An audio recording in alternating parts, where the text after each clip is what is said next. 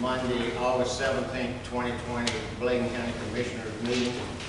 We're happy to have this afternoon or this evening Mr. Tommy Poyer, Tar Heel Baptist Church minister.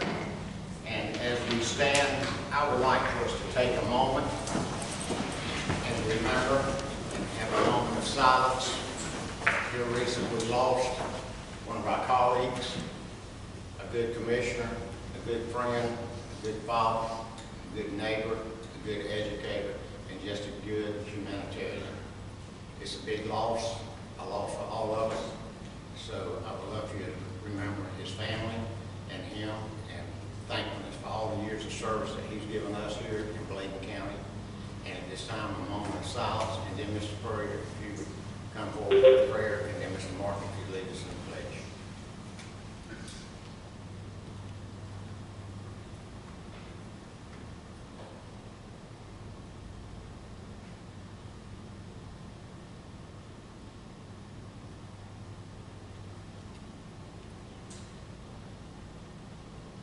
Our dear Heavenly Father, we humble ourselves before you.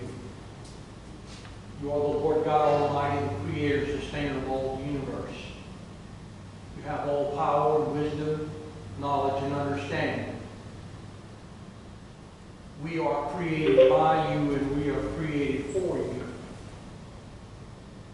And as we come together this evening, we ask your very presence and blessings to be upon this time of meeting.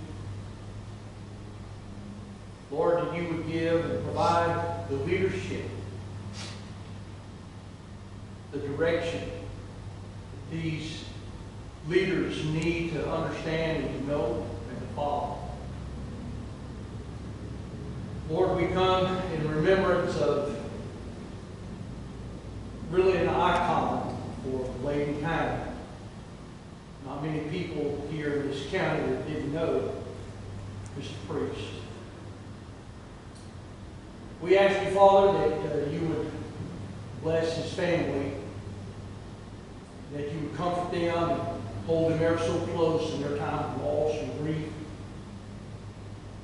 We pray, Lord God, that all that he stood for and all that he tried to accomplish would be something that we as a people would continue to carry on, that work would not fail.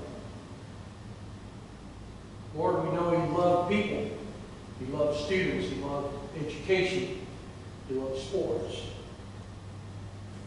He invested himself in this county and in this community in a tremendous amount of ways. A prime example for us. Because, Lord, if we want this county to be successful, if we want this county to grow, if we want this county to be blessed by you, then we have to invest ourselves as well into this county. Lord, you have all wisdom and knowledge. You know everything that there is about us. You know everything that's on our heart and our minds. You know our thoughts even before we even think them. Such wisdom and knowledge is too high for us. We can't even begin to understand. But we do come to the realization and understanding that we need you. We need you each and every day. We need your leadership because you can see tomorrow, you can see next week, you can see the next year, the next decade, the next century. There is nothing that you don't know. So I pray that those who have been elected, those who have been appointed for the position in this office for this county, that they would desperately seek your leadership in all things, and that this county would be blessed and called. We ask all this in the wonderful and the majestic and all-powerful name of Jesus Christ, our Lord and our Savior. In the name we pray.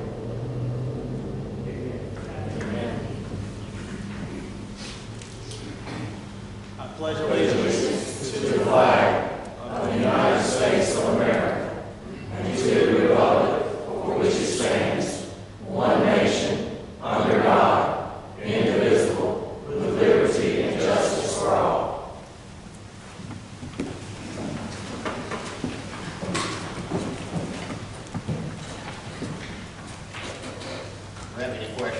consent items? If not, can I get a motion?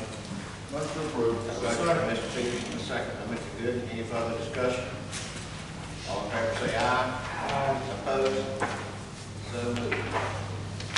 At this time, we have special recognition of the National Overdose Awareness Day proclamation.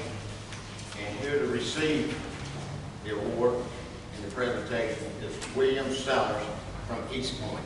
If you would, Ms. Sellers, come to the podium, do your social distance. I'll read the proclamation.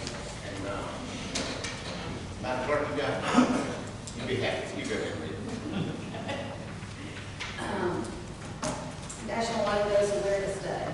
Whereas the County of Bladen does affirm and acknowledge the harm and hardship caused by drug overdose. And whereas we recognize the purpose of International Overdose Awareness Day as remembering loved ones lost to overdose and ending the stigma of drug-related deaths. And whereas we resolve to play our part in reducing the toll of overdose in our community, which claimed the lives of more than 2,259 North Carolina residents in 2018, together with countless more affected forever. And whereas we affirm that the people affected by overdose are our sons and daughters, our mothers and fathers, our brothers and sisters, and deserving of our love, compassion, and support. Therefore, the Bladen County Board of Commissioners does hereby proclaim August 31st, 2020 as Overdose Awareness Day in the County of Bladen. You step forward. I'd like to present this to you, please. On behalf of the Commissioners, it's an honor and pleasure to present this to you. Thank you very much. Yes, sir. Thank you.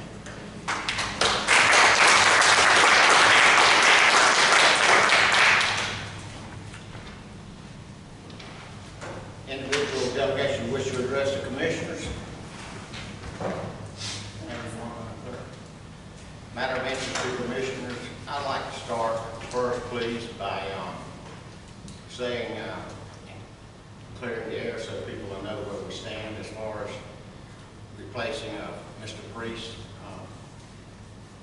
The party of which he was in has picked their person for the balance of the 2 years that will go on the ballot. In the interim, I talked to the chairman of the Democrat Party this afternoon around 4 o'clock.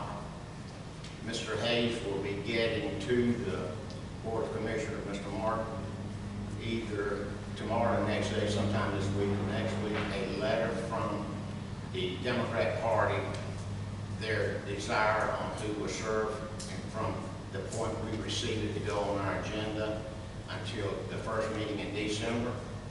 Their pick, he told me, was Robbie Priest, which is the son of Mr. Russell Priest. I personally feel that's an honor, and I personally will support that, and I feel like a lot of other commissioners will. And but that's the order, and that's the which it will be, and we look forward to receiving that for our next meeting. I hope that explains the procedure and the way that is done. Anyone else? I got a couple things, Rick. I went to the Beaver meeting the other day. They have it once a quarter, and they, I think Marie passed out the 3 year things to the commissioners, but it looks like they're doing a good job. They're all over the county, so that's what I was interested in. And it being summertime today, you probably can chime in better than I can. It being summertime, just slow to catch beavers. But I was kind of impressed with where they've been all over the county and where the job they were doing. Mr. Peterson, you have the list where they go, where they pass out? I think Ms. Marie sent that out, didn't you? You did? Okay, that is. Like, you look at mine, I have this. Yeah. I got that. The other thing I wanted to report on, we had a contractor that was going to repair floodgates at Kelly Dyke, and he backed out on us. And what is it, Greg? The company out of Columbus County. Is it the person? No. Either way. Worthy. They're going Friday to meet with Charles and the advisory board over there, and they're going to look at it and hopefully they're going to give us a quote, and then we'll go from there. But that's the latest on the Kelly dock. We're still working on it. I have two things. Mr. Chair, the first one, the update on the ferry. Do you have that? Is it running? On what now, The Mr. ferry. And, The ferry, Mr. Martin? I know Mr. Dallas updated us. I've talked to Vicky and Blake, they still have to put the cable up. It's just a personnel thing right now, with everything going on with the bridge and all that. I think they're strapped the layoffs and everything. But I'll check with them again tomorrow. All right, because they still, I mean, they're having to drive all the way around to the 53 or go Highway 11. And it makes a long commute for them. Okay. The second thing, Mr. Chair, some of the citizens off of Carver's Creek, East Arcade, and Corking area have concerns about the ditch. Trees are growing up in the ditch, and their problem is when they're driving out of their house trying to back out, they can't see. They have to get on the highway in order to, they have to stop on the highway to look and see if a car's coming. So now it becomes a safety issue. I can get those. I asked them to call Mr. Martin. Did you get any calls, Mr. Martin, about that? No, I haven't yet. I asked them to call you to make it easy. But if not, I'll get the name, address, and get it for you. If I may respond to that, Doctor, the state is busted. The state, they ain't done that site cut until this is the second year. So you can send a letter, but that's the reason they haven't done it. Is it Graham? We did contact He's one and DOT regarding Graham Road. I think we may have contacted them twice about it. I know we have, as soon as, I was thinking about trees, but I know we did about ditches. I don't know that we explained it for trees. It's the trees there. That's Okay. growing. That's what it is. We asked them to check on that, Okay. on Graham Road. All right. So we'll double check on that. And I'll get the other. And the third thing is, I got a couple of complaints for the citizens about going to the clerk's office here at the courthouse. They have to hit a buzzer and wait for them to come, for someone to come in. And I know they're working, that's not the issue. But they told me, said, well, if you look at the register of deeds, they have a plastic, that hard plastic. So why don't they have the same thing the clerk side? One side of the clerk's office does. I don't know that they've requested one for the, you know, how the clerk's office is on both sides of the hall. Right, on the contract side, Right. there's someone there, but on the criminal, estates, and civil, there's not. And they're complaining, Okay. because they have to wait so long, and if the funds are there, why haven't they done the same thing? Yeah, I don't At know if there's least- been a request, but we'll check on that. Okay. Mr. Chairman, I got one Thank thing that, I think Ms. Martin, make sure you may have touched on this a minute ago. Okay. I've been getting reports on this, when this last storm came through, the hurricane, so many dishes were backing up. Is there any way, we say, state busted is short on the money, but could they take at least an inventory, and look at these things and see if they can do, the whole county dishes, they everywhere, they're backing up all over the county. We need to tell them to take a look at it. Just tell them to look at the things, do what they can do with it, but there's no use in them coming out there after the fact. I'll contact them. If you could. Can I thank you, Mr. Peterson, for this? Mr. Chair or Mr. Martin, I noticed that there are no beavers been caught or released on this report for Kelly, Carver's Creek, East Arcade, on the low end. And that's a major problem for them. They can't even use their property of land because of the flooding, because the beavers are backing up the dams, creeks. Are they reported to the committee as far as you know? Well, E.W. Bowens is on it, and he's been talking about, yeah, that's what he started, yes. They complain, but we have nobody to go and do it. Well, I thought there was concern about somebody to go train them. What happened to that training? We had two that were willing to go. Mr. Bowen sits on that committee, he did the same thing the other day.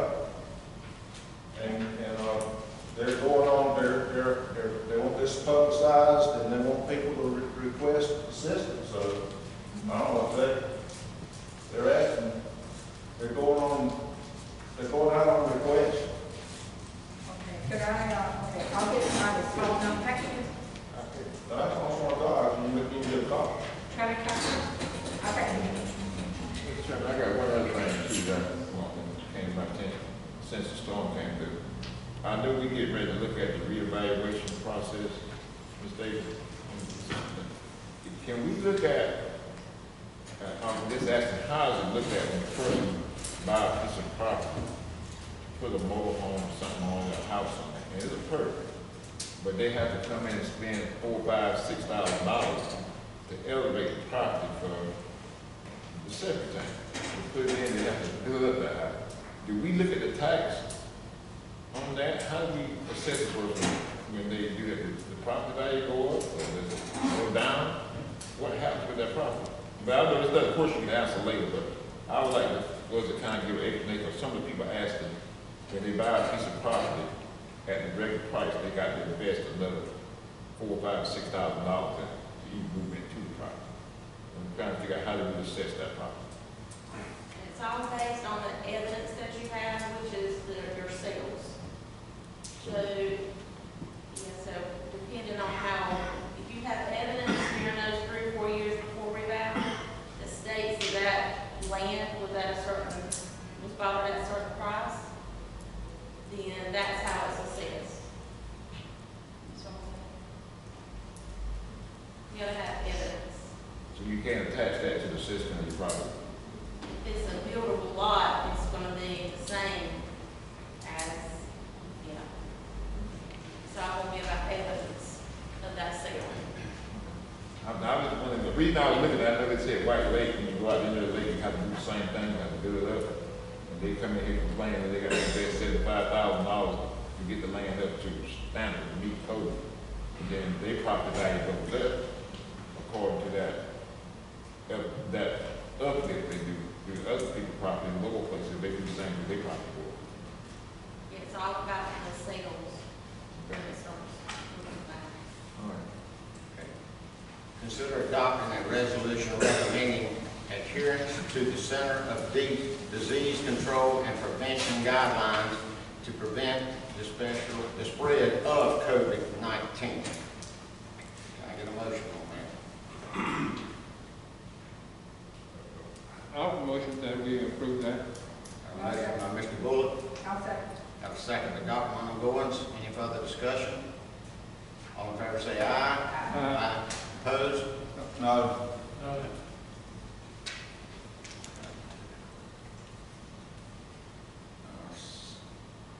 Six and two.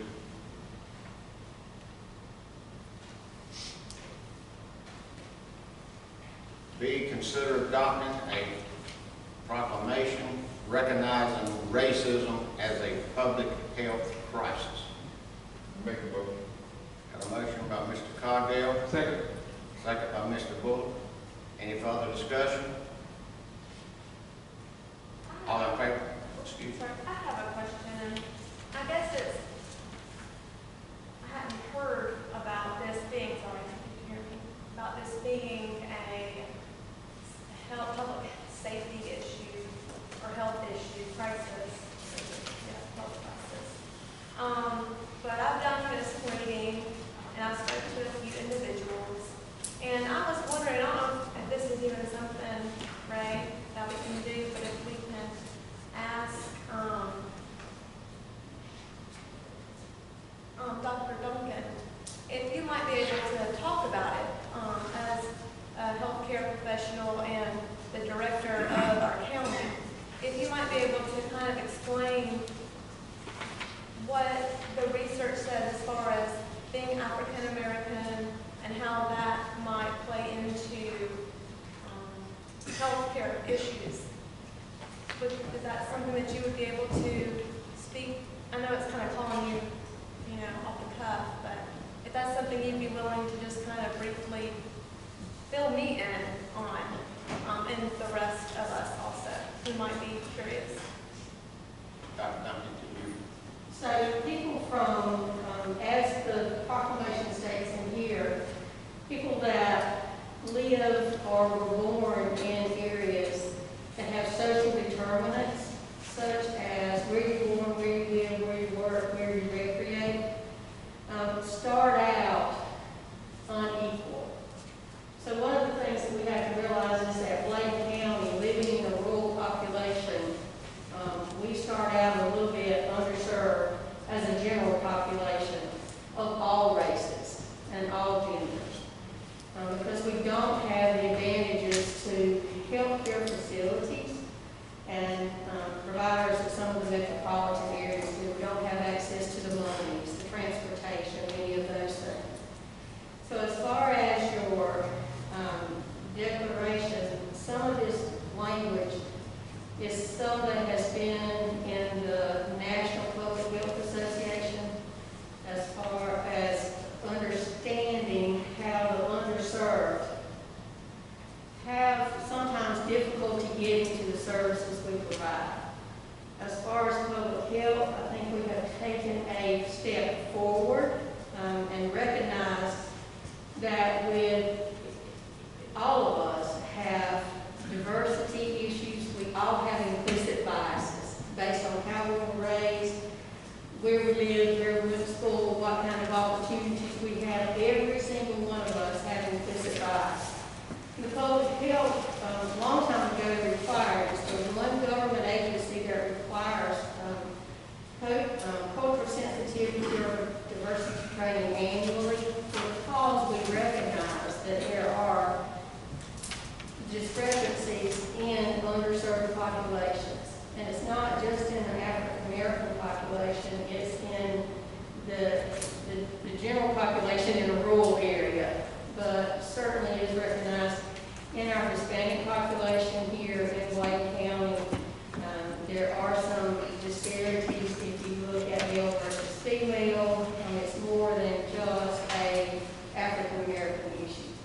Okay, so I guess when I said racism, I would, when I said African American, I should have said all race, but that's what I intended, that's what I meant. So in your professional opinion, do you feel like, as the county, that Bladen County suffers from a public health crisis due to our, racism, whether it be the color of your skin or, like you said, male or female? Do you feel like we suffer from racism in that regard, and that we do suffer in the health department because of that? My professional opinion in the health department is that we probably serve, I know that we serve more in the underserved population, the African American and Hispanic population, than we serve anybody else. Public health is open to everybody, but the majority of the folks that we serve are the majority of the population that we serve in public health is the African American and the Hispanic population, and those without insurance, which traditionally tends to be across the board those from underserved population. Questions?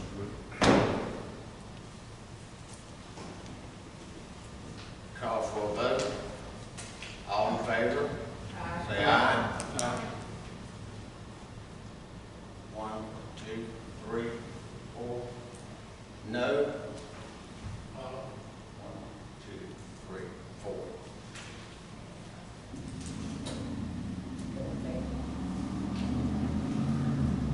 On item 6, Bladen County Schools. Mr. Chairman, what is that? Mr. Worley. What we That's stand? not passed. That's passed 4-4 to push. Can I ask why you wouldn't think that as something you'd like to look at? It doesn't hurt anyone, it just helps people to be sensitive, to understand, or to educate yourself, to know what's happening in this county. But these are the same people that vote for you guys every year, but you don't consider them. I'm right. Good afternoon, I'm Rusty World with Bladen County Schools on the Maintenance Director. And tonight we're asking for the approval of two different air conditioning systems. One is to Bladenburg Primary Schools on the kindergarten first grade line. It was two 12.5-ton units, and the low bid price twice was 57,460. And the second unit is going to Plainview Elementary School in the media center, and that was $12,922. Motion to approve. Motion by Dr. Moore on A and B, and we got a second by Mr. Good. Any further discussion? Mr. Warren, Yes, sir. you don't have to answer this, but why are we keep pouring money in Plainview? But you don't even have to answer, that's just a question I have, so we can move on. I ain't gonna put you on the spot. Thank you, Mr. Ward. You brought the question up. Why is that an issue? Because I asked you that. I'll tell you, you got 160 students over in 5 grades.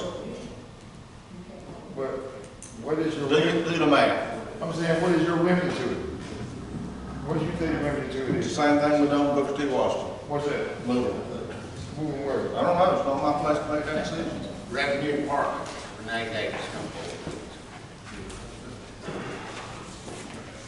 Good evening. I have some bids that we could consider to accept, A, B, C, and D. All of them have the investment to the county. Each of them are all at the same, what the county has invested in, so I'm just asking the board to Motion to consider. approve, Mr. Britt, A, B, C, D. Got a motion by Mr. Peterson on A through G, D. A through D, and a second by Mr. Good. Any further discussion? All in favor say aye. Opposed? So moved. It is considered accepting an unpaid tax report. You've received a report from 2010 through 2019 for the unpaid tax report. And then, Mr. Chairman, Yes, sir.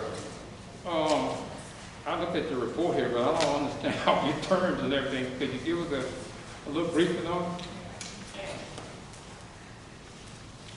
now that's not the packet that you received tonight. This would be just the, what was on your action agenda. Yes, ma'am. Okay. And you'll see in 2010 through 2019, and that is the unpaid taxes. And the date of that was August the 11th. That's what we have not collected. So in 2010, the 49,000 outstanding? The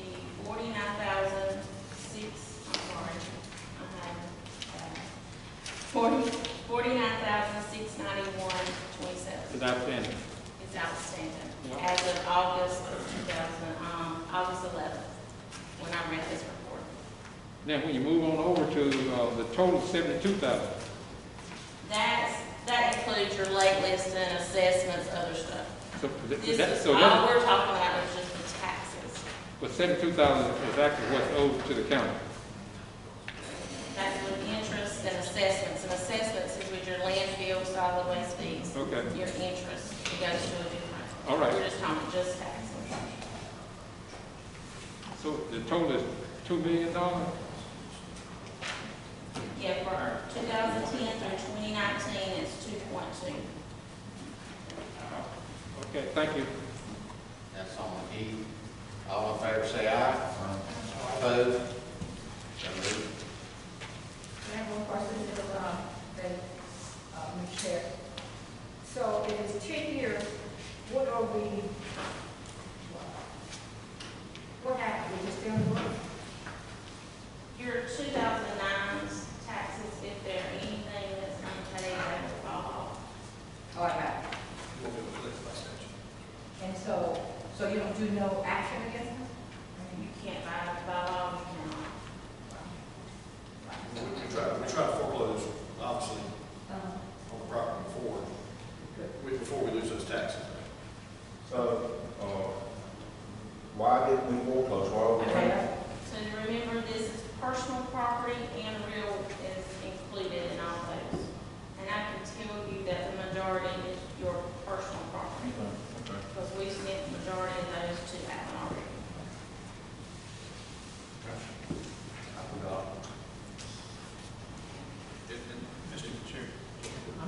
I'm not sure, I'm not sure if we've actually received, or had a motion in a second on that.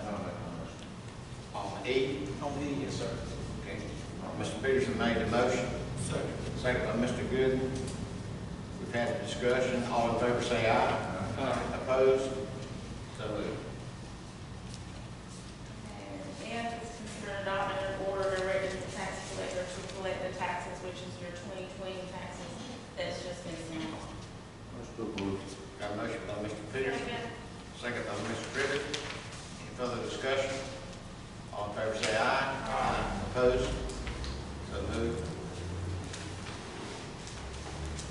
Okay, D is just an update, it's a quick little update for tax collection, just because of COVID came through. And if you'll look on your packet on page 2, you know that COVID has changed our whole life. So it has also changed for our tax collection. If you'll see for your 2019 levy year, which ended June 30th of this year,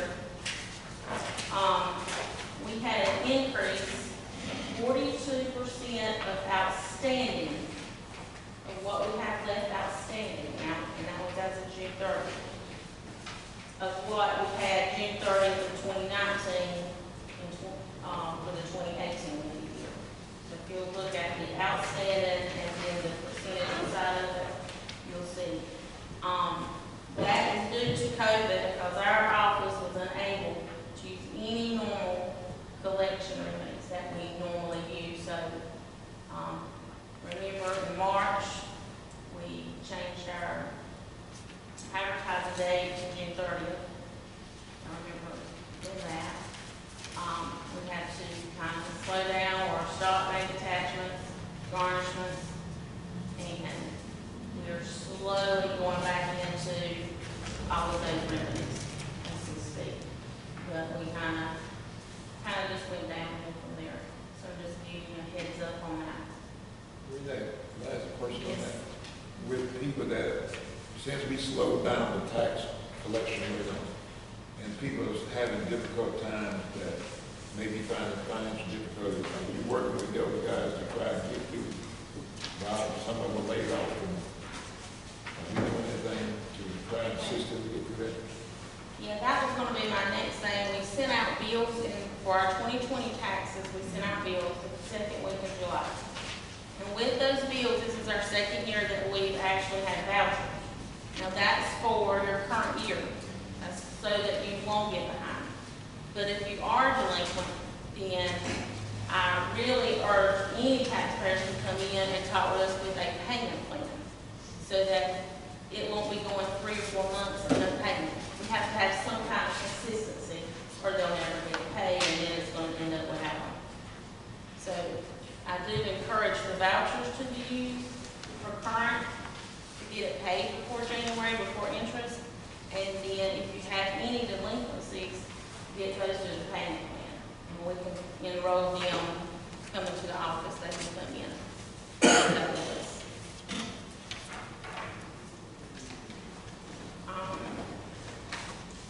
Any questions about the tax collection? Mr.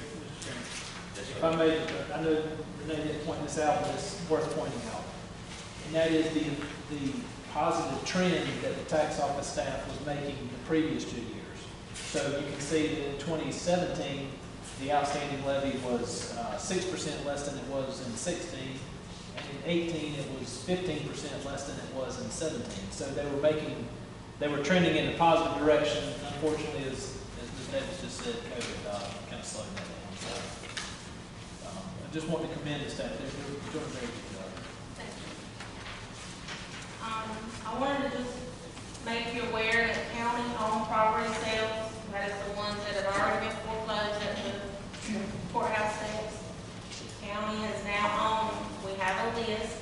I think, some people know that, some people may not. It is being advertised on our website. It's being on the public notice while in the tax office.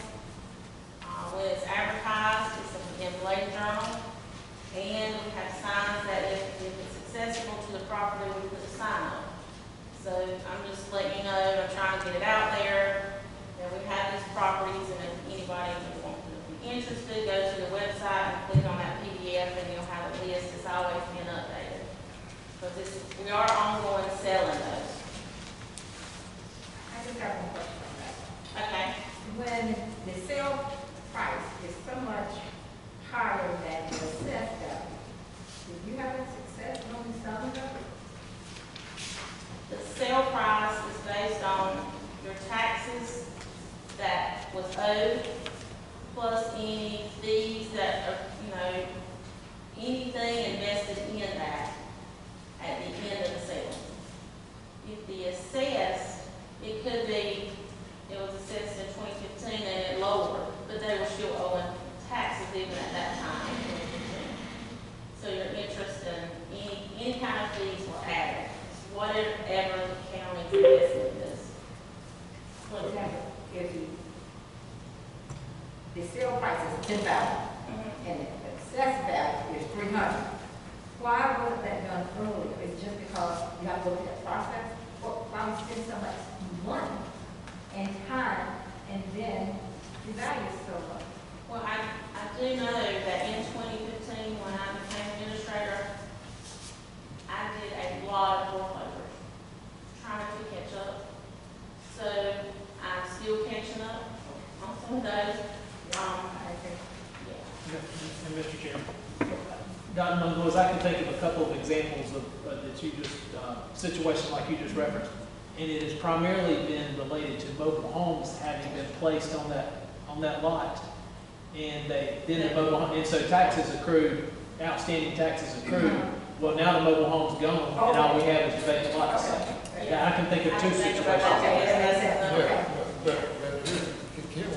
I was looking at the gentleman asked me about a home, and I looked at, it was an acre and a half of piece of land.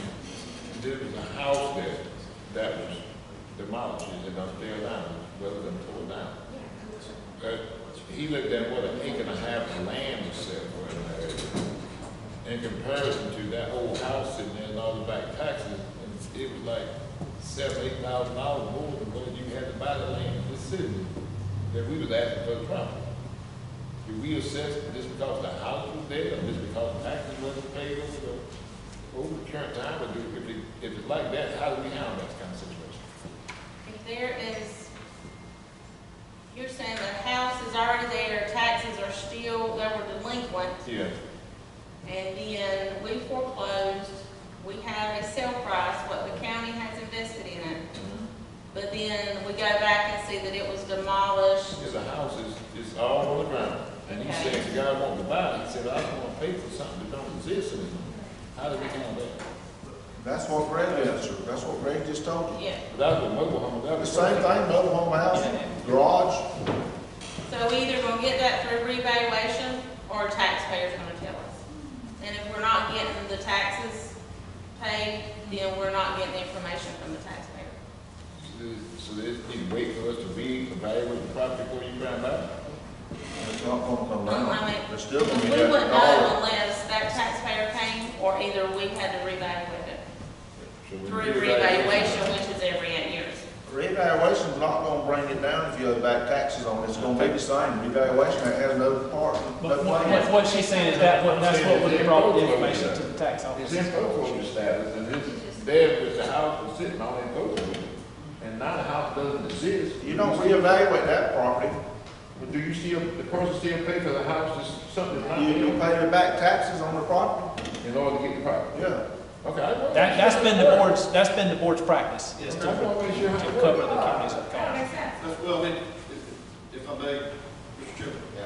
I mean, in my practice, being attorney for the board and working closely with Renee for several years, the practice of the board has always been to try to recoup the amount of past due taxes plus any costs associated therewith with the foreclosure.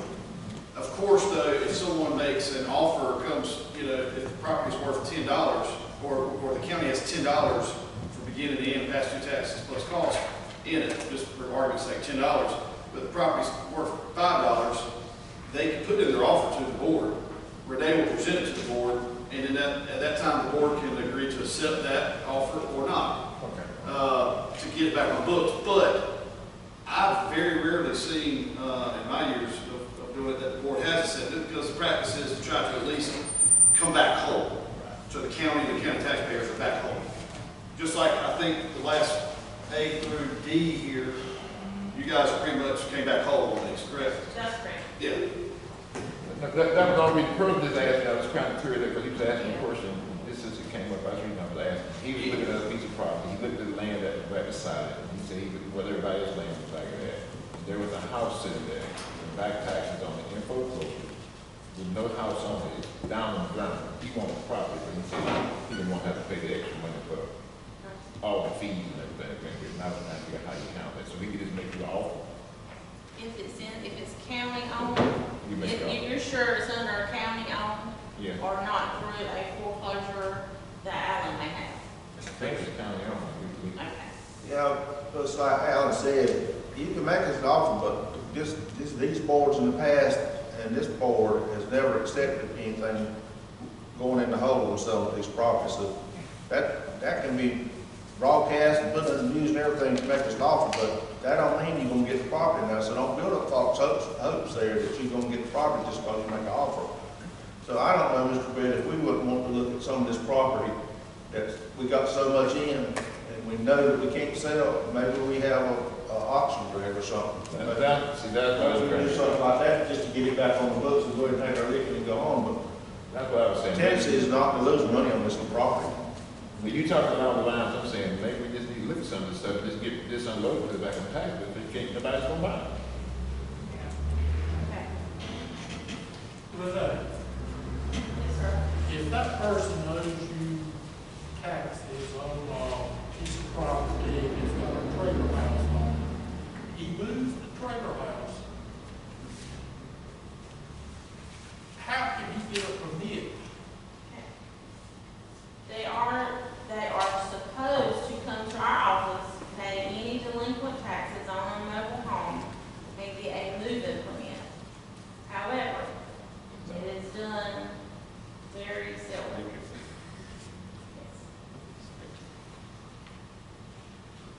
It's more likely, Mr. Chairman, it's more likely if it's going to be set up at another location in Bladen County. But if the mobile home is going outside of the county, it's hard to enforce that.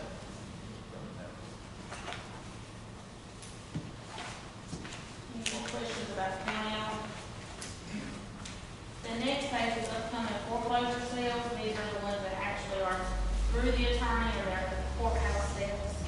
We would like for those sales, we're trying to publicize them, get them first before it gets to the county. And we've actually added, this has been recently to the website. Alan's office will email us with the dates of the sales that's going to happen at the courthouse. We have it publicized in the tax office, and then of course they do it with the Bladen Journal, and then we are looking at signs to try to put out for that also. We just had COVID kind of stopped us for that a little bit. So that's just the upcoming ones that's Alan, that goes through Alan's office. And Renee, just, you've been recently, your office, your organization has been adding signs to the property or property location, haven't you? I believe. Yeah, we don't have the ones for the ones that you're doing. We don't have the signs yet. We started talking with Sign Logic right before COVID, but we don't have them. So, but once that's in the near future, we'll get those, yeah. I know that's helped getting. It does. It's helped get a lot of this property back into the county books. That's right. The next page, I just want to show you our website to make sure, like, the very first thing when you look at it, we try to update it. Sarah Russ, who does a really good job with our website, she adds anything that's upcoming.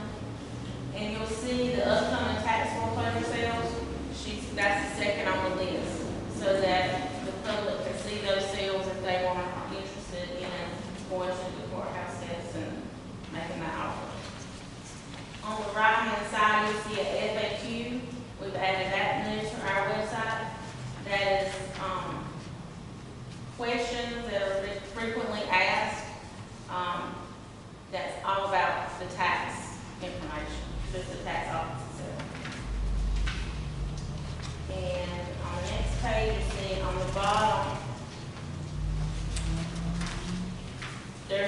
PDF for the property for sale that the county owns. We have all our applications on there.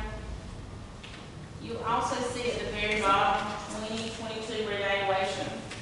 And eventually we'll move that up. But right now, if you click on it, you're gonna have some frequently asked questions about revaluation.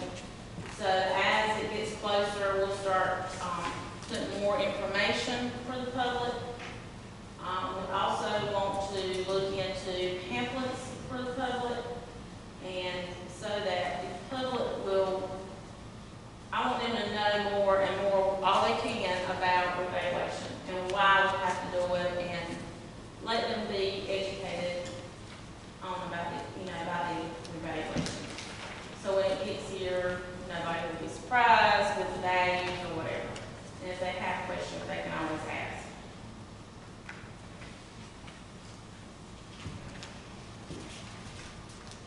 The last page, this is just a public notice that I did send out. I'm not sure if you saw it on Bladen Journal or Bladen Online. I did both. It is also in our office. And our contractor tax appraisers are out. And they are reviewing the real property listings. And they do have marked vehicles, and they do have Bladen County ID badges. So if you do have concerns or questions, or anybody that you talk to, please direct them to our office at this moment. Later on, it will be to them, but right now, while they're out and about, please do not hesitate to call us. Mr. Chairman, could I ask Ms. Davis, she can provide us with some, could you provide us with a list, and you're Mr. Martin, to the commissioner, of the property that is, what you say is exceeding the value? So we can maybe look at in the future, decide on whether we want to have an option on that. If you guys would correlate something on, we know to do it the first way, but when those properties get like that, we can say, what would it take to have an option on the property, how much of it? So we know how much of it we got. Is there any other questions? Thank you, Ms. Renee. Thank you. Department of Social Service, Ms. Vicki Smith, Director.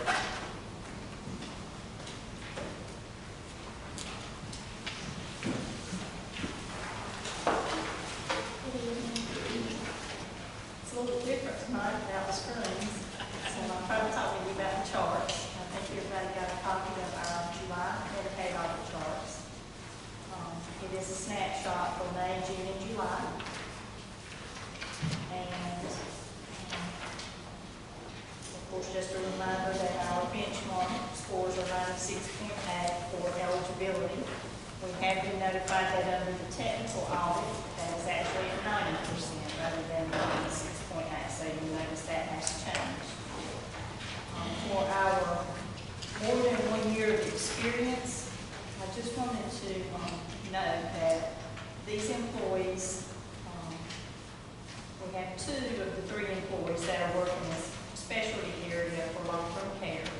Long-term care workers continue to train with state policy. They are working remotely by email with our OST regarding questions that could arise during the process of their applications. They are training in 3 program areas: long-term care, CAP, or community alternative program, and special assistance. All of these programs do have different policy guidelines in working cases. Again, and that is the more specialty area for Medicaid. Any questions about our more than 1 year of experience?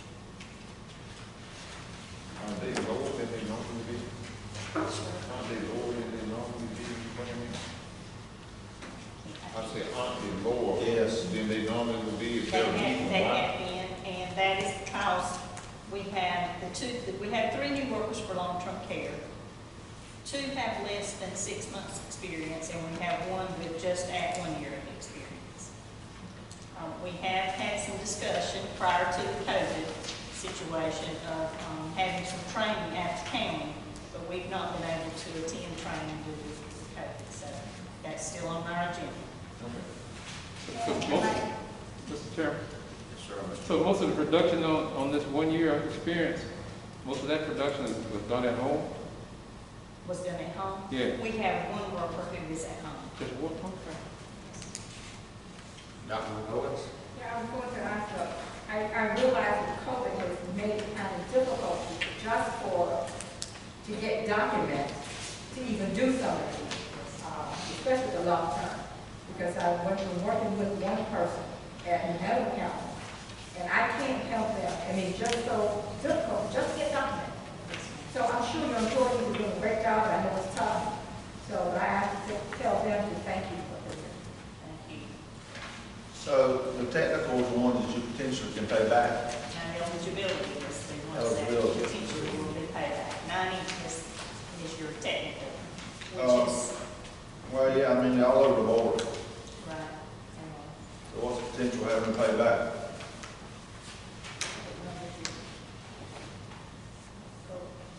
We're hoping to improve. I mean, some of these employees, they dropped pretty significantly from last month. And that is because they are long-term care. And that's what I was explaining. That is a more difficult program area. That's your new folks. Yes. That is more than 1 year. Technical. But two of these are less than a year. They're included in the more than a year because they've been with the team, but they've transferred over into this specialty area. Two of them.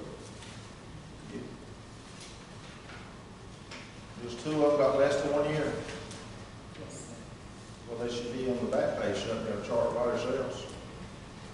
They can. Okay, I'm just,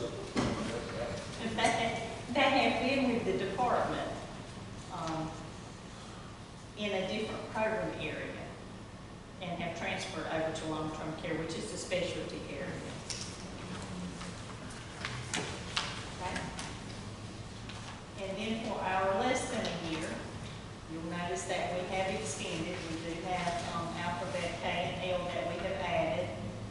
And we continue to work with the new entire staff. We have 4 staff that have less than 6 months experience, 2 that are borderline in a year.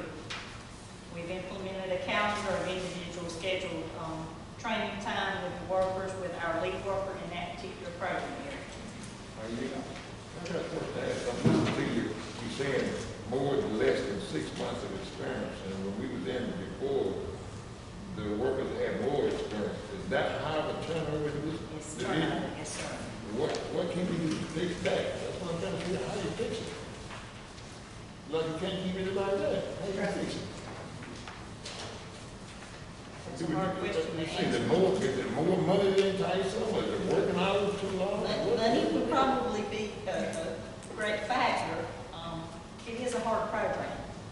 It's a difficult program. Is there enough staff to handle it? If they got too much to do, let's ask them why nobody wants staff. We can always use more staff. Do the state set any criteria to how much staff The you can have? state will not give us a guideline on how many cases a worker can handle. I have a question on that, if I may. When it comes to a department that is having the, I guess, the past experiences where, sorry, forget that example, where you're not able to retain some of the employees after you spend a lot of time for training, and training is expensive, and I understand all that. Have you reached out to any other departments in other counties to see what may have worked for them, like best practices, to help kind of spark some type of, even if it's morale boost or something, some kind of incentive that can be like done within the department itself? I don't know, I'm just throwing something out there because it seems like, I understand that, I don't understand exactly what they're having to do, but I understand that it has its challenges, of course, and emotional probably. And we can all say we want more money, but at the end of the day, if you enjoy what you do, That's right. you stay. So maybe if you haven't, maybe you have. So kind of reach out and just, talk to the departments across the state and see what they've done in this I situation. can actually tell you 2 counties that I've spoken with, and both are sort of in the same, under the same guideline that we are as far as losing staff. So I would say reach out to other states, just kind of figure out. It's a job, you either like it or you do not. so Lisa, these people are graded on work performance. It's not work they should have done. Now, this is their actual This is work that actually they work have they done. done, so Yes. the requirements or more staff has no effect on these numbers, more people. But my thing is, what I'm saying is, we recruit people to do it, and you're hiring people to do it, but the retention of it is low. And I'm just trying to figure out why the retention is so low, that you can't keep them there. We're not hiring qualified people, we're not paying enough salary. There's got to be a reason why nobody won't stay. Yeah, I was thinking that too. Maybe it's the part of the interviewing process, like what it actually takes to fulfill the role. Not necessarily a part of the education, but like the individual, doing some kind of like personality test along with it to kind of see if ultimately, you would be someone who would benefit from this, position or not. Are these not lower? I mean, when you hire them, what kind of pay you got? What type of work? Pay, what is salary? 29,000. Okay. Education requirements? None, right? That's what you get. You're not gonna get someone who's an RHIA, RHIT. You have that experience and the knowledge to do this type of work, because you guys are paid quite a bit, because they're certified. Mr. Chairman, Yes, sir. I'd like to say one thing. When I was in public service, what retained people really was the workload. If I could get the workload out where it was kind of easy for them to handle, they stayed there then. But if the workload where it cannot be handled, as I think so, then they go then. So we might need to look at our, not saying you're all not doing it, maybe we need to look at the workload and see if we can make it more employee oriented, wherein they will want to stay. But not saying you're not doing it, don't get that. But that's what I found out, the workload really tells whether a person really wants to stay there or not. One more thing, Mr. President, this is something that every county has to deal with. It's nothing that y'all doing wrong, it's just the type of the job. People accept these jobs and they don't realize what they're getting into to get in there. It is not, there's no quick fix, and it's something that all counties are dealing with. And Lisa and I have talked about this numerous times. We had a group in adult Medicaid that had been there for years. They were very well seasoned, they could do this work in their sleep. And we had some hard hits for a couple of years. We had some that passed away, we had several to retire. And that's where we've gotten in this little role. Hiring people, like we said, it's a lot of work. It is, it's a lot of commitment, a lot of dedication. And, a lot of people don't have that. And when they get in there and see, okay, what we have heard from a lot of people, they expect at the end of the day that their desk is clear. That doesn't happen at DSS. And that bothers people. That when I leave today at 5 o'clock, that I come in tomorrow and I start all anew. No, you're starting back on what Lisa and I were saying this today. I may be working on Lisa's case today, and she hasn't sent one document back into me, so I put her case on the back burner. She starts working on Greg's case. Greg didn't send in 2 documents, so we have to put that one. It's a lot of organization. Mr. Dick, what I'm asking is we saying workload, and I know we move on. And that's what's deterring everybody is the workload. And that's what I'm asking, is the appropriate staffing level there to handle the workload. That's why I'm reading out that. Do we need to, from a commissioner standpoint, to keep us from getting in a payback situation? Do we need to invest more money in it? Or do we just need to let you work the best way you can? I'm asking your recommendation. We have looked at our caseloads compared to other counties. Our caseloads are not exorbitant, like other counties. I mean, they're not overly, it's just the amount of work. The cases that I'm working on, I have to work those cases. Lisa can help, but it has to be basically the same worker. It is just a lot that they have to look at. And unless you're actually in their work, doing the work, it's hard to kind of explain. For an example. As a reminder, though, this score reflects what they actually did on the job with that client. This is not their workload.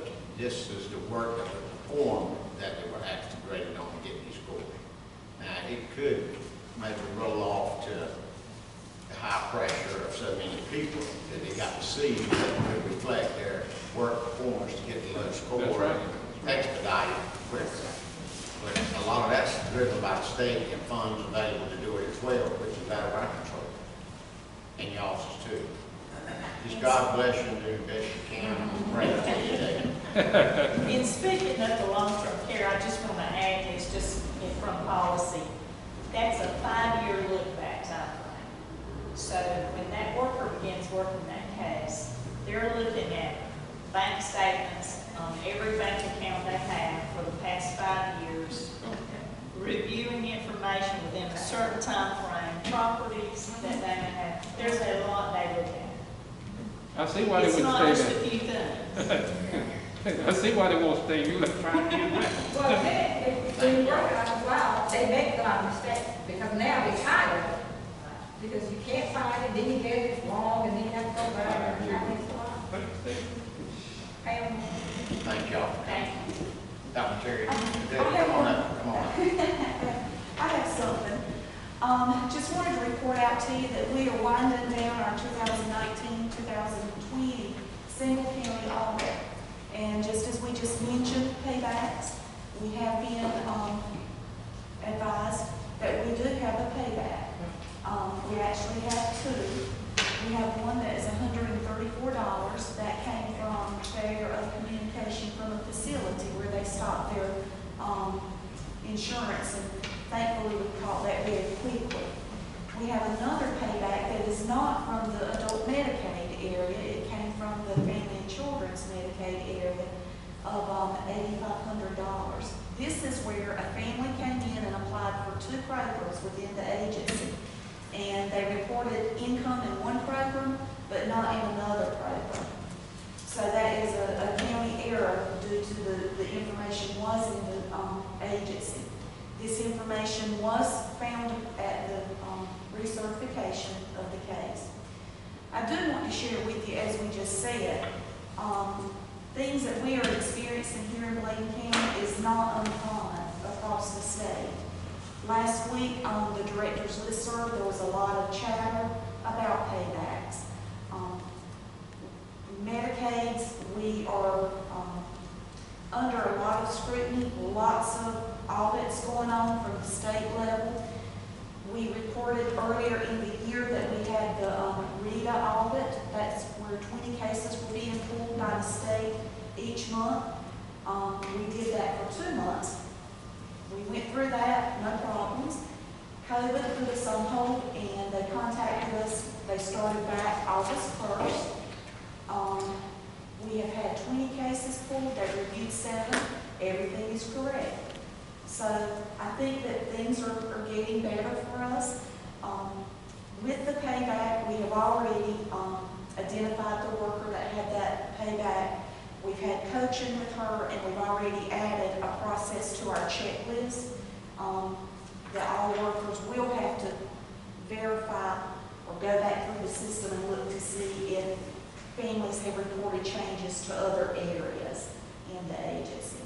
So we did reach out to our OST, our state rep, talking with her about the payback, and she said, "Have y'all had a payback before?" And we're like, "No." And I told her, I said, "I know in my 8 years as a director, we have not." And she said, "Well, if you've not had one, that is remarkable." And she said, "This is not going to be your last, probably." So let's just keep positive, keep praying for us, and pray that these workers that we do have, that they will stay with us and obtain that experience that they need. I also wanted to tell you something that... So where are you going to get this $8,634 from? That is all county money. We are working on that now with finance and with the county manager, and with looking at some unspent So salaries. what happens to the employee that, Like I said, is there disciplinary actions? she has been coached. Is there disciplinary actions? according to our progressive discipline policies, you would do, talking with them first, and then if this doesn't continue, then we would go up the chain. So you wait till the next payback and then you talk to her again? Is that what you're telling me? Well, we're monitoring her work during the time. Like Ms. Smith, it's a performance, it would be a performance. Performance issue. Right, and that's what she's saying, and that's how you Can't tell me. Yeah. which is progressive discipline. Mr. Chairman, Yes, Mr. Gordon. I think, Ms. Smith, you said that person was overpaid because of the income? It was failure of communication from the facility. The facility made a change. Okay, I thought some income was involved. That was some of the insurance that they have when they're in a facility. Also, when you're looking at the overall Medicaid, we have about 8,900 cases that we are working on per year. If the facility didn't make the report properly, can't the facility pay part of it? No, the state charged us with that. So I really think we need to look into how we're gonna do this in poor rural county and more payback might be coming, Mr. Martin. That's a good point, Mr. Chairman, if I may. According to Ms. Smith, what some counties are doing, I've heard the same thing, is actually purchasing insurance, liability insurance to mitigate so that they know what their deductible, whatever the amount, the maximum amount that they could possibly pay in a given year related to certain claims. So what's the insurance cost roughly? I don't know, this is the first time it's really ever been It's a based real issue for Bladen County. Right. It is based on your revenues that come into the agency. Well, when you get a history of payback, it's probably gonna go up too. Your liability would go up, yeah. So I would think we need to be moving.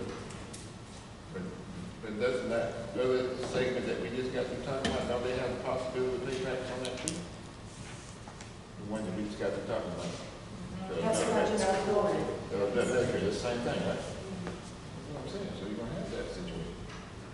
That'd be It ain't automatic, you got to have paybacks, Mr. Cogdale. I'm talking about the retention of employees doing the work and not performing at a high level, that's what I'm saying. You're looking at profitability payback, there's another way around. You can't have both But like ways. you said, would they have mapped? I don't care who it was. Can't have both ways. Yeah, you can't, some things you can't control.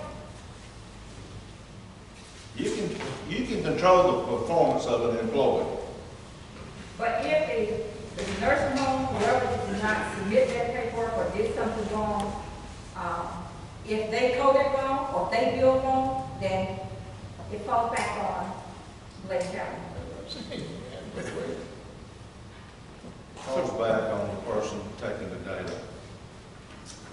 But, I would Mr. like- Chairman, Yes, sir. are we saying that this $8,500 payback would occur because the rest home didn't report the property? No. The 8,500 was the family that came in and applied for 2 programs. Oh, They reported in one program that there was income in the home, and then another.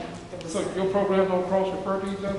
There is one program that does not have to report out. We have to go research to look for that. So, like I said, that has been added to our daily checklist, that they do have to go in and check all programs that the family is I involved think, in. Mr. Martin, just as a matter of suggestion, I would see exactly in the event we ever chose to go that direction, I would check, and I would encourage you to check to see what the insurance would be.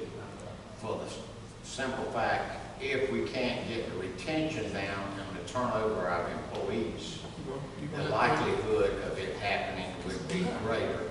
So therefore, we would know an option if we have to exercise it, if we find we can't keep the staffing to. That's what I was saying. Just out of curiosity, how long, and I don't name it like that, don't care who it is. How long that employee been here? $8,500. She had worked previously in another DSS, and she's been with us, I know, about 10 years or more. She's 10 years? Maybe it's the workload she had. It's like we said, the workload, she just slip by. your performance is on the work performing, not the workload. Yeah, still, she just might be able to choose that way.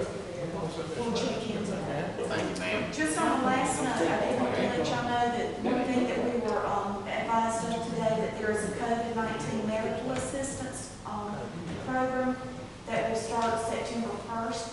This is through the Families First Coronavirus Response Act. It is for underinsured persons. They cannot have Medicaid, Medicare, or any other health insurance. They must live in North Carolina, be a U.S. citizen, or eligible immigration status. This will cover the COVID testing and any other related costs. And it also may be retroactive 6 months to the date of that application. Again, this begins September 1st, and the end date will be the end date of the pandemic. Applications are online.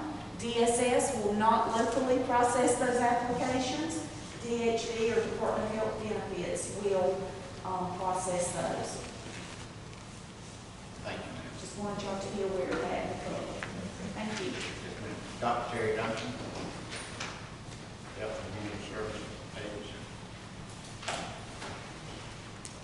So the first three items, A, B, and C, are renewal items. Asking for item A, consideration of continuing the Bladen Community College agreement to allow nursing students to participate in clinical rotations. Motion approved. ABC.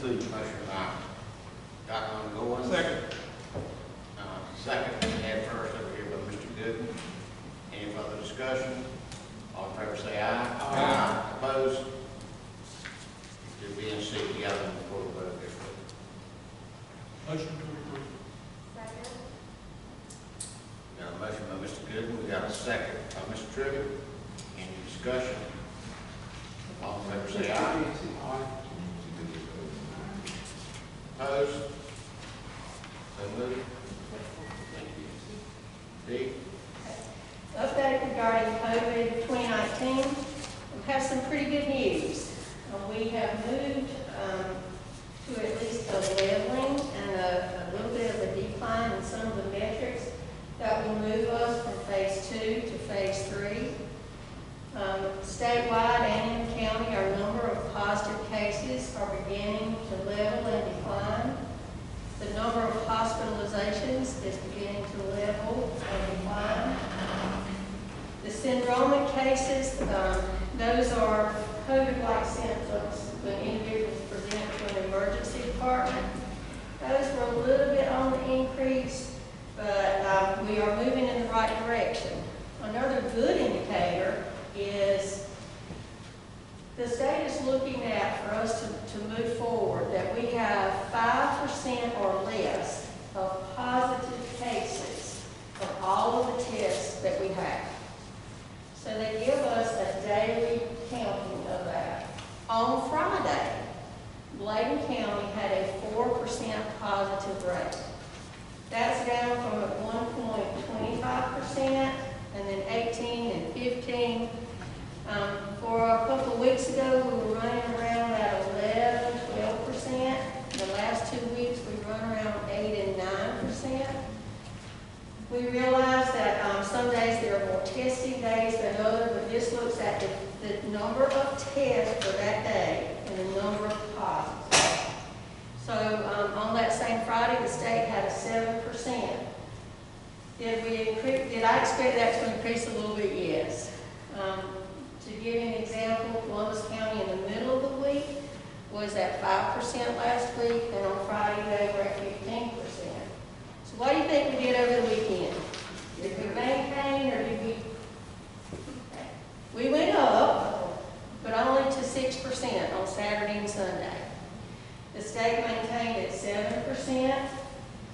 As of today, Bladen County didn't have data, because if you have pretty much less than 50 cases, then we don't get that percentage, because they really want a higher number of cases for that. So if you were to go to the DHH website, you see that for today, Bladen County it has a white spot as compared to a pink or a burgundy. So we're going to continue to watch that, but it is really good news that we have come down. So when we look at our positive cases for today, 653. Of those, we have 66 that are active in Bladen County. We have 4 currently hospitalized, 7 deaths, and 580 that have recovered. In the state, we're looking at 145,516 positives, with 980 in the hospital, 2,348 deaths. We have had, since we talked last time, several of our clusters or our outbreaks have come off of the North Carolina DHHS. So currently we have 1 in a nursing home and 1 in a child care facility. We are closely monitoring some others, but those are the 2 we currently have. As of today, our largest number of cases is still coming from that 25 to 49 age group at 44%, followed by the 50 to 60 age group, 50 to 64 at 21%, and then that 18 to 24, 14%. We have slightly more males than females, 54% to 46%.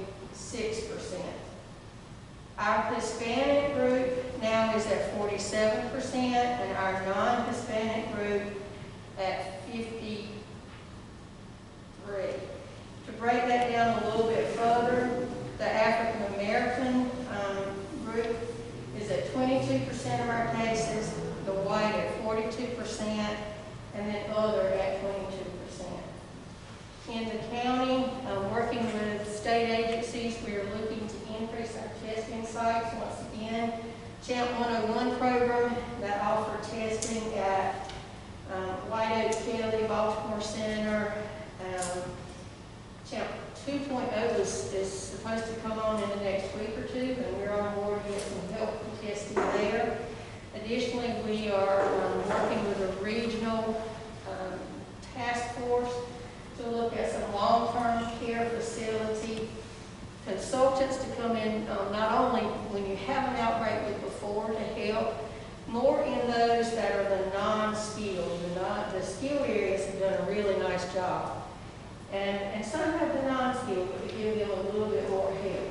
We also are looking at community health workers, and for our region, we would have, and share with several other counties, community health workers, but one for our county that would help the contact tracers and the investigators assure that we have the resources that are needed to help folks when they are isolated.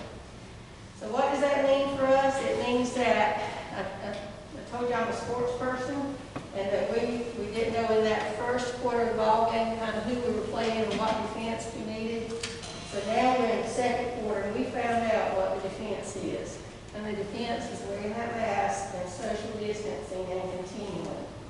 So this is not the time we're making progress. It's not the time to take our foot off the gas. It's not the time to move forward, particularly now that we've got our children going back to school, fully supporting the children sit in class to go back to school.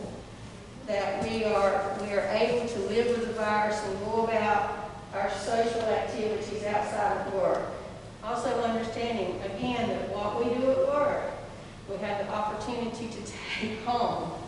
And what you do at home, and then those other social activities, our children are going to be exposed to if we take it to school and we bring it back into the workplace. Questions? Ms. Duncan? Yes, sir. One question. I'll get your opinion on it. I've had several people to call me and say, well, you know, so-and-so had COVID virus. And is it true statement to say that we got 600 of them, 500 is non-active? People concerned, are those people still able to transmit that virus? A lot of people asking that question. Are they still able to carry that virus if they're in contact with it? They still want to stay away from it. Is that true or what? Well, so what we know is that once you have the virus, there is some thought that you can have it again, that the immunity only lasts from 6 to 12 weeks. So we do have some folks that have had the virus that aren't wearing masks today. And we've got a lot of folks that aren't wearing a mask. But as far as being contagious, once you have been released from isolation, then we shouldn't have the problem of being infectious. I just want to make sure that this is the question that's been asked to me. Several people, they know the individuals, some of them have had it, they're saying, I don't want to be the same. Now, we have had some problems with people that were positive that didn't want to stay in isolation, that we had to go see. So, a school employee gets COVID, and I know they have guidelines that go by. Is there a follow-up from the health department to make sure that those things are done? Yes, sir. So what are you doing once you hear tell that? What do you do? Well, the first thing we're going to do is help identify how many contacts they may have had. How you sanitize the school? We're going to work through our environmental control and with Mr. Worley, and we have CDC guidelines to follow there with approved disinfectants. And depending upon where the person, like it could be before he was in one room in an office versus being in say, a classroom, or were they a janitor or a bus driver that might have seen multiple people. So we have to look at what areas need cleaning. I have a question. He talked about sanitizing, but I think teachers, when they go to school, I think now, when they get to school, they do a temperature check. Does that make sense? Why don't they take a temperature check before they get there? Well, the recommendation is that you do take a temperature check on everybody that's going to school, as well as any other business. They do it themselves, though. If they do it themselves, maybe your school, but other places, they do it themselves. So if that's the case, why don't they do it at home? Because if you come in and you have a fever, does that make sense? Well, it's another means of trying to be proactive and do the screening, because it's not only the temperature that we want to check. We want to check if they have other symptoms as well, because you can have other symptoms besides a fever, right, and still be contagious. Understand, but my concern again, they're waiting to go to school, and they take their own temperature themselves. Then they should stay home. Well, they don't have the virus. It's just that I don't understand the procedure. And then, if they go inside the school, they touch everything, what do they sanitize? When do they start? When and how often do they sanitize? You're saying that they should, you're talking about the teachers that are going? Yeah, The teachers, you're saying the teachers should do it before they come to Yeah. campus? Yeah. Well, I mean, I think that's kind of like anything else, it's just having that check and balance, having somebody to verify that, yes, you don't have a temperature. But they don't. When they get to school, they can check themselves when they get there. But the teachers are checking other teachers, right? No, They're not checking themselves. their actual self. There are school personnel that are checking temperature. You want me to answer that That's a question? fact. Do we? Give me an answer. Do we? Okay, what happens with the school and our protocol is before a student gets on the bus, they have to be checked. Then once they get on the bus, they come to the school. Before anybody can enter a building, they have to be checked. So that's our protocol, employees or students. And Mr. Peterson, your question, so what happens if we have an outbreak? We have two different areas we consider. If we have somebody that is positive, then we clear the school immediately. And then we do it, depending on where they've been, there may be one section of school, one hall of school, or the whole school that we come through and sanitize that. And we did our training last Friday with our custodians and maintenance staff as far as how we're going to sanitize the building, what we have to sanitize. And then we have protocols during the day with the school system where we're moving some of the custodians back into the primary school since they're opening first. And we'll do different cleanings during the day. And at the end of the day, we'll actually do a common area cleaning. We'll clean playground equipment. And then on Wednesdays, we do deep cleaning where we clean 100% of the school And we also clean the buses. Buses be cleaned about 2 to 3 times a day.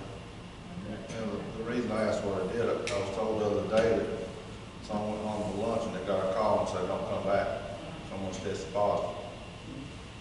I'm not aware of that. Oh, I don't know a whole lot about it. That's been out that's what the protocol was for. We did have that incident last week in which we had 2 schools that we. I got one question that I've seen when we was dealing with some municipalities, and I know the school system had their own funding. Do all the places like the schools and facilities here in the county, do we have the capability to decontaminate a building? Do we have the equipment that's necessary if you had to decontaminate this room? Do we have the equipment to do that? The school system does. The county has. The county, we've got it on order right now. Matter of fact, I received a cleaner today, and the machine is supposed to be here, not next week, but the week after.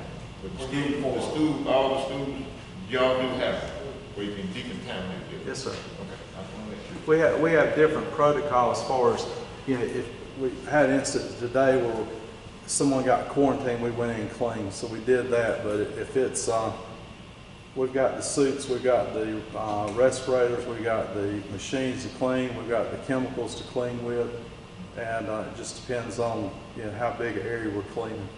That's why I want to make sure you have it. I think our CARES Act money, that's what we spent, that's where that money came from. We have spent a lot of time together between the school system and the health department, figuring out the guidelines and trying to go by them.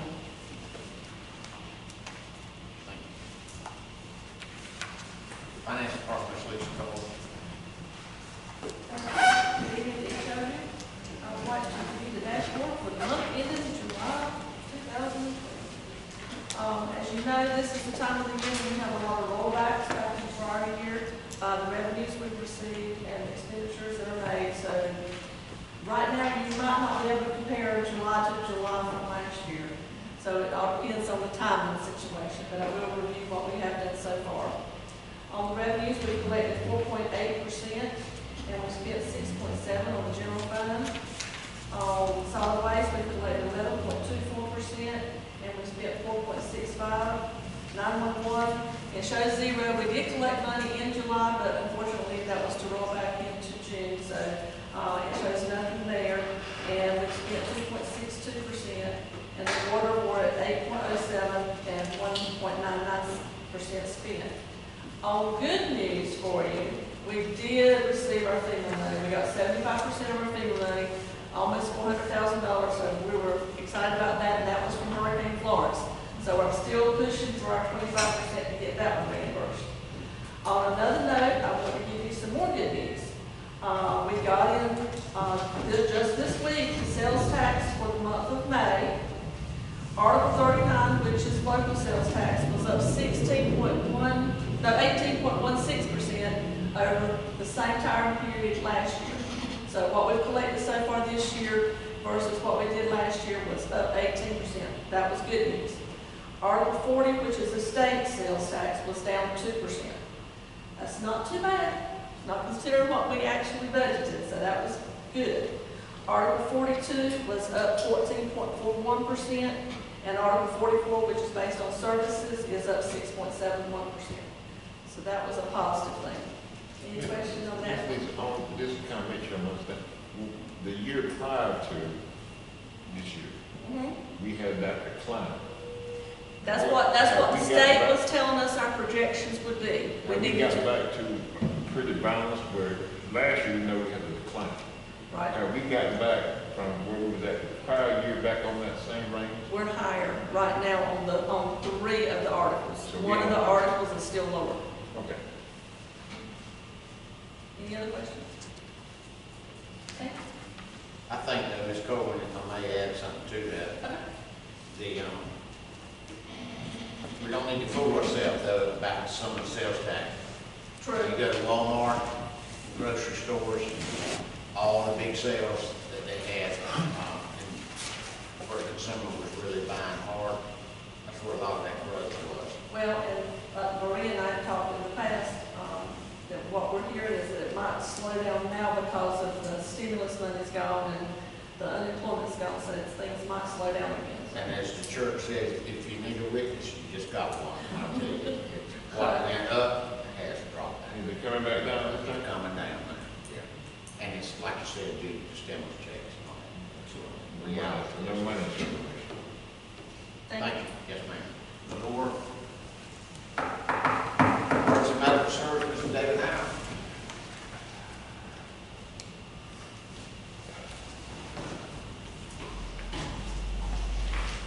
Good afternoon, everybody.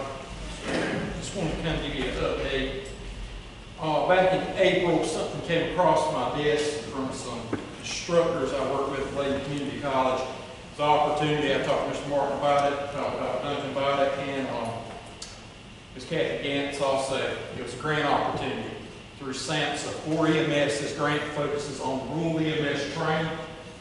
It also focuses on substance abuse and mental health as far as EMS response in dealing with those situations.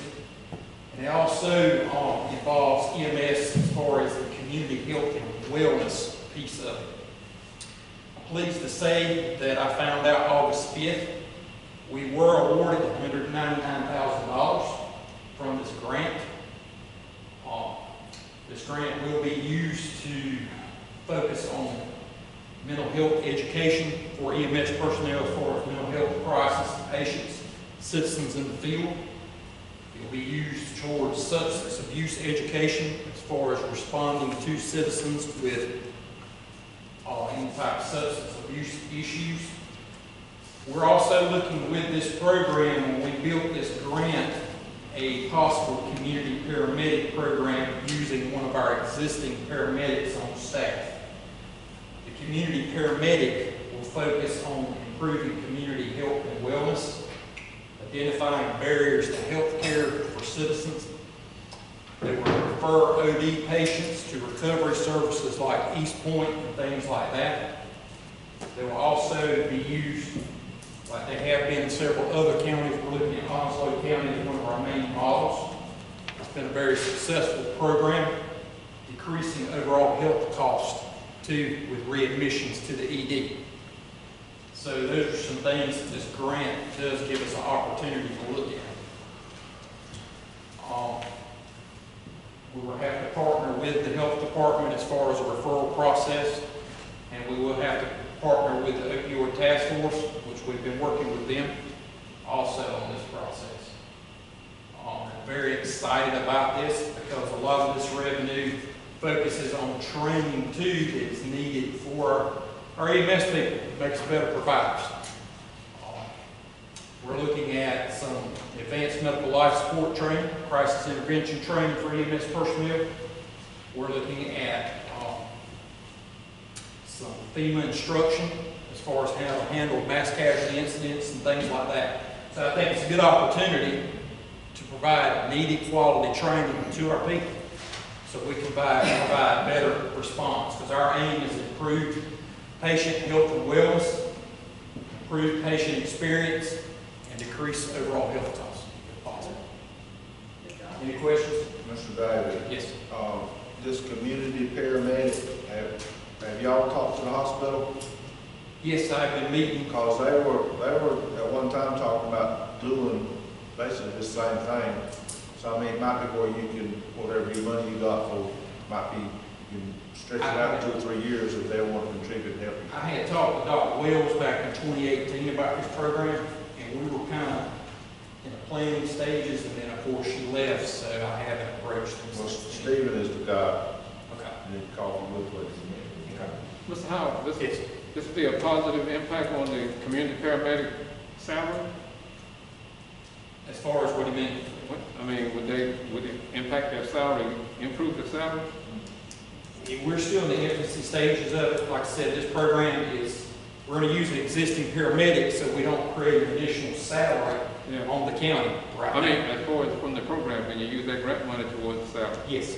Okay, good. Yes. But all this will be directed strictly to EMS personnel. Correct. That's what it means. Like Correct. And we are required to report quarterly. We're working with, what is it, I believe, ACT Associates which helped with the grant writing and some other things that was done for the opioid task force. We were required to report quarterly as far as the number of EMS personnel has been trained, number of EMS personnel has been recruited, the number of courses that EMS personnel attend as far as dealing with mental health, substance abuse type trainings. We have to report that stuff.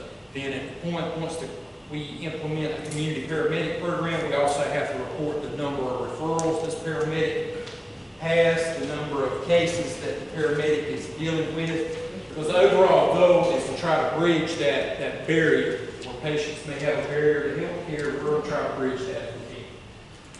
We're going to try to refer patients as far as post-hospital. If they're given Narcan in the field to reverse them, they want to refuse to go to the ED. We're going to try to use that community paramedic to make that connection to East Point, to make that connection to Carolina Crossroads. What do we need to do to get them some help? Mr. Howe, are we in contact with Bladen Community College about offering this training? Yes, we are. I've partnered with them and been working with Ms. Sandra Guyton on that too. Good. But Mr. Powell, you're saying that part of that you can use for salary? Yes, this grant, we're awarded a one-time piece for $39,000 towards this salary. Okay, One time. So East Point won't conduct any of that training that you're talking Yes, about? I've been working with East Point, Bladen Community College. Your entry is not valid. Technical Community College, several different institutions trying to line up different training programs. But some of these certifications have out of pocket expense. Okay, I see what you're saying. I think there's some that East Point already provided, you ask them to do it. And then too, we have to pay the provider to take the courses too. So. Any other questions? Thank you, Mr. Howard. Thank you, sir. Yep.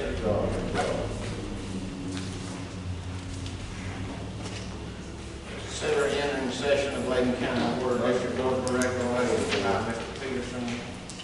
Second. By Mr. Good. All in favor say aye. Aye. Opposed, so moved. Consider approving of Bladen County Board of District COVID-19 collection policy.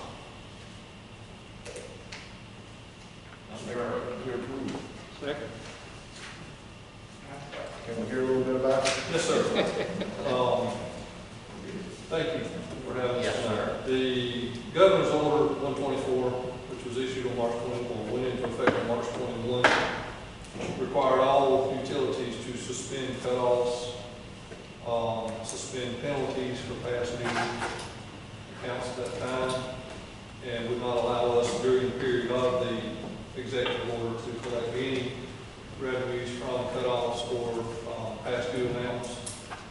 And that then got extended during the executive order 142, which carried on through July 29 this past month. What that also required was that when we were able to then open back up and begin operations as normal again, that for all of those that were in arrears or delinquent, for us to give them a 6-month minimum, 6-month pay period. And what staff proposed here is that we take the outstanding balances that are due, divide it by 6, spread it out over the 6 months with those customers. While they're still paying the normal bill, they'll have to pay this additional amount back in those equal increments on their current bills. And that's what's being presented to you tonight. I made the motion. Got a motion by Cockdale. Second. Second by Mr. Good. Any further discussion? Yeah, I just, do you have an idea about how many The customers? last report I had from my staff was that we're looking at approximately 550 accounts. Any idea about how much? Not exactly at this point. I can tell you that during the course of this, the county has, the water district has lost about $70,000 of revenues due to the inability to cut off or bring in people to pay bills. So when do we cut it off, and how much is the average water bill? $34, $35. And how long has it been? How many months? We're looking at about, yeah. So it's probably $130, $120, $140 per customer. So we're looking at averaging $25 per customer addition. Those won't, That be spread out through 6 months, right? yes, sir. That would be, That's what I'm saying, 6 months. It's almost a doubling of, it'll be almost a doubling of their water It'll be bills. a little understanding too. All in favor, say aye. Aye. Opposed? So moved. Thank you. Thank you. Motion to exit order vote. Got a motion by Mr. Peterson, to exit the water budget, second by Mr. Gooden. Any further discussion? All in favor, say aye. Opposed? So moved. Advisory board appointments, Lower Cape Fear Water and Sewer Authority. I make a motion with reappoint Wayne Edge and put, Pat, Devon in Larry Johnson's place. Got a Well, motion? Mr. Johnson, you not saying he can't stay? He wants off. Larry said he was retired and he wanted to enjoy life a little bit. We got a motion and by Mr. Gooden, and a second by Mr. Peters. A second by Mr. Gooden, and a motion by Mr. Peterson to replace Larry Johnson with Pat Devon and to retain Wayne Edge. Any further discussion? All in favor say aye. Opposed? So moved. Tiverton Fire Department, Firefighter Relief Fund Advisory Board. Motion table. Got a motion by Mr. Bullock, second by Mr. Peterson already. Any further discussion? All in favor say aye. Opposed? So moved. Need to look at the advisory board appointments in consideration September, keep Bladen beautiful, 3 people, volunteer agriculture district committee 1. Three, is some of them high school students on those 3, do we ever get each Bladen bill slot? But I mean, is this slots for, so do we get each Bladen bill that's slot? When is that on these Bladen? The last one I did, he graduated, that Each place is part of the 3. No, just one. Each Part of Bladen the 3 student. I don't think we ever filled that slot. one. We did have one, I don't know if his name, I know we had one, but I don't know if he graduated last year. I'll find out. Did you check that, Madam Clerk? Okay, volunteer agriculture district committee 1. Mr. Martin, county manager.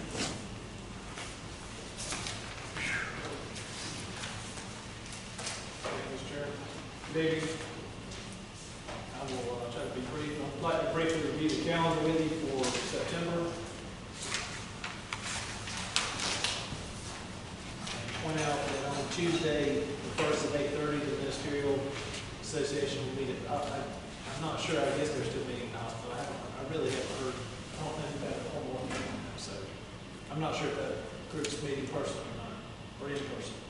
On Thursday, the 3rd, the JCPC virtual meeting will take place at 12 p.m. Monday is, the 7th is the Labor Day holiday, offices will be closed. On Tuesday, the 8th at 8 a.m., there's a prayer service here in the courtroom. The chamber will have its virtual meeting at 12 p.m. that day. The opioid substance abuse disorder, or substance use disorder task force will again meet in person, and that meeting will be held at the Bladen Community College Auditorium. Also, that evening, the Board of County Commissioners meets here at 6:30. On Monday, the 14th at 5 p.m., the Health and Human Services Advisory Committee will hold a virtual meeting. And on Monday, the 21st, the Board of County Commissioners meets here at 6:30. There are no questions about the calendar. Moving on to item B. We have had a committee of board members who have worked hard to develop a grant program for local small businesses related who were impacted by COVID. Specifically, 2 items are being addressed through this program. Number one, if there has been any expense related to PPE, or if there has been expense related to any renovations that have taken place in their businesses. This grant is up to $2,500 for each business, and receipts and that type of thing. Very specific documentation is required. We have tried to streamline the application to make it as user-friendly as possible while still capturing the necessary information that is needed.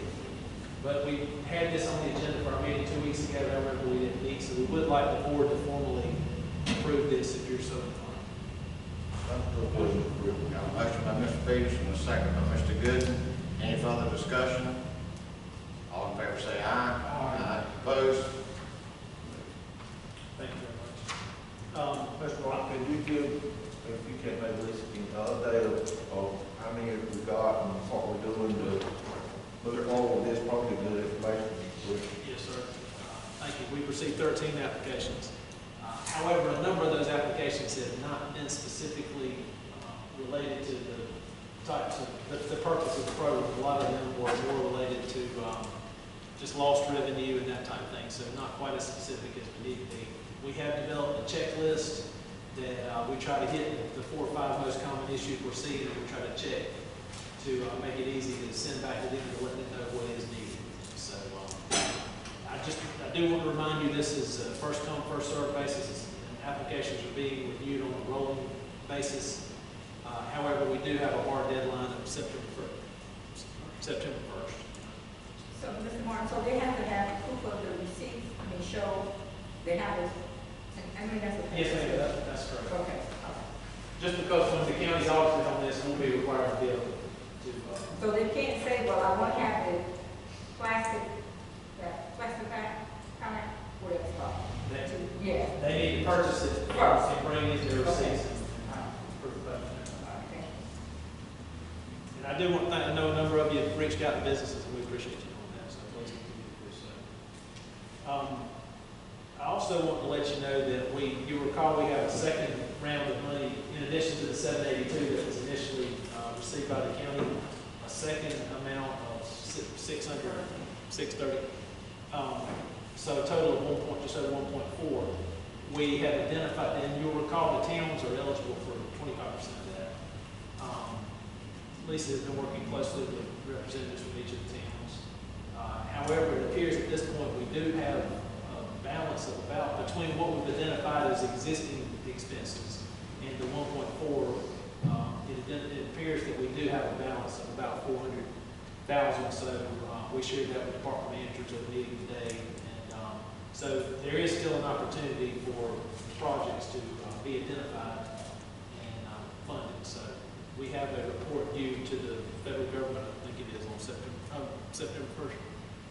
We have a report that's due on the 20th of every month, and the plan, I guess. Plan was due 15th. Let me make sure I understand it. With 730 something we had first, now you've got additional 630, and you have already allocated 25% out to municipalities. That 630. We tried, and you recall their plans that we reviewed here back a couple of months ago. So we gone back and gave them another 25%? No, the 25 is total. So each town was eligible for a larger allocation that would total 25% of the total 1.5. However, it appears that most of the towns have, 290 is all that the towns have requested, which is not 25%. And I've even gone back and asked them and made sure that's all you need, and you still have some money. And that's what they told me. And again, this is for items that this is through December, so it's not, it could be any kind of, they could do doors or whatever. I know we're identified by a couple of the towns. Can we reallocate how that money is to be spent, or is it specific for PPE that you can't? No, we can have some flexibility. That's why I wanted to share it with you. So if you have ideas and things that you hear of, and this grant program is an example of something. If we need to expand that, okay. But we'll have better information here, and we'll plan to address this again with you at the first meeting in September. Okay. Is this money strictly for towns and county? No, that's what I'm saying. Like 50,000 of the original. Does churches fall in this? Nonprofits do. But there's also a pot of money, and I'm not sure, I've got to read back through some more material, that the CARES money did go to some nonprofits as well. There's a separate category for them. So I've got to read back through that one to see what it's. But the nonprofits, the way I didn't read it all, it's talking about helping you payroll and stuff like that. Yeah. So I mean, it kind of got a lot of our nonprofits don't have employees. That's true. So they're not eligible, are they?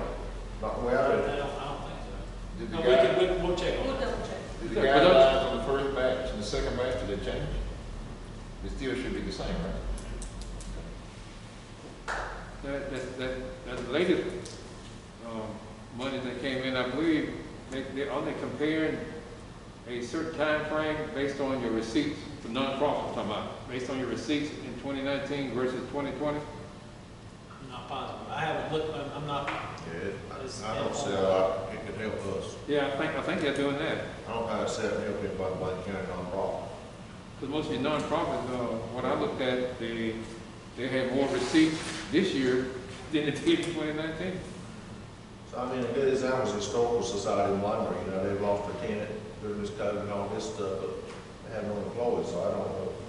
How they, there might be other nonprofits, same way struggle. But I don't think that money applies to them. I'd really love to know churches done it, because a lot of churches have spent a lot of money. We'll check on that. The first group didn't have churches included in it. And this amount on it, I just asked, I was asked on that. And then the last item is item C, and that is an update regarding the 2021-2022 legislative goals submittal process to the North Carolina Association of County Commissioners. You know, each year, the long session, which are odd number of years, there's a legislative goals process, and it begins this time of year. The deadline to submit goals is September 30th, so we just want to bring this to your attention. If you know of anything that would be of statewide importance, not just something that would uniquely apply to Bladen County, but if it has statewide importance, let us know. We can talk about it at the first meeting in September or whatever, and submit it. So, You can be working for them, so this money payback to the state. I mean, we ought to be held on us. yeah. That's a good one. It'd be nice to get some tax money out of that, all that state parks and all that parkland too, but. We've submitted that, as you know, numerous times, and it got a long way in a committee one time, but it never got anywhere. I will need to resubmit it. But we'll plan to have this back on the agenda for September, because as I indicated. Mr. Martin? Yes, You sir. might have mentioned it. What's the status of that, funding for the driveway over there at White Lake? You know, that you got part of the money At the training. in the training center? Oh, the training center. Yeah. Actually, Chuck called me late this afternoon, and he talked with Hillary. You talking about our EDA application? Yeah. She told him to, I think it's today he talked to her, if not, it was late last week, that it will likely be October before decisions are made on that fund. So, okay. So we were anticipating it to be, that decision to come sometime soon. Really thought it would have already been by now, but apparently now it's being delayed until October. Nothing to get our hopes up either, because there's so much money required. They got so much money and got jobs more requesting to have money. We got to look out on that. Mr. Chairman, I know it's getting late, but if I can mention a couple other things. One, the census, as you all know, the census is still a real concern for Bladen County. Yeah. We're low. Maybe opens will be here at the next meeting, but I just want you to know they're exploring all types of options. They've done 3 billboards in the county, using social media. They're asking the school system next time they do one of these all-calls to incorporate a statement about the census. So I don't think it's a lack of people knowing about it. I think it's just for whatever they're reluctant to. But you can call on the telephone, you can go on your computer. Enumerators are out in the county as of last week. So Are we using the religious organizations to help with this? I know there was a plan to have a census day on a certain Sunday, and then COVID kind of messed that up. That's what we need to be getting help, because it's going to have an impact on Bladen County. Maybe, in fact. A negative impact. We just at 43, 44%. Yeah. Where the state's like 66, 67%. I just heard this morning, there's still 1.6 million households in North Carolina that have it. Exactly 1.6 million. And where are we going, what that percent? In the mid to high 40s. 43, something like that. Yeah. The report broke that by time. And Mr. Chairman, one other thing is, I want to let you all know that you probably saw in the consent agenda an agreement with the Department of Corrections for the inmate labor program. That was for last June 1st through March. They have increased the cost of that tremendously. As you know, we have not had that service since March when this COVID stuff started. so the towns and the county and the forestry service have now become accustomed to not having it. And so all of those parties have decided not to continue. They have increased the cost. This past year relative to the year before that was like about a 50% increase. And now with parties dropping out, it would be extremely expensive for us to continue with it. So I just want to let you all know that, and we'll see if I seen where, television last night where Penn was talking about building the jail.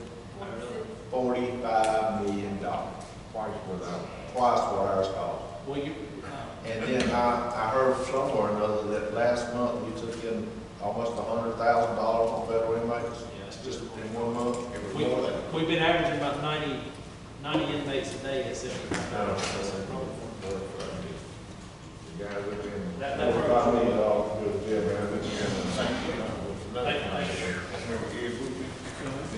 Thank everybody for coming. Can I get a motion?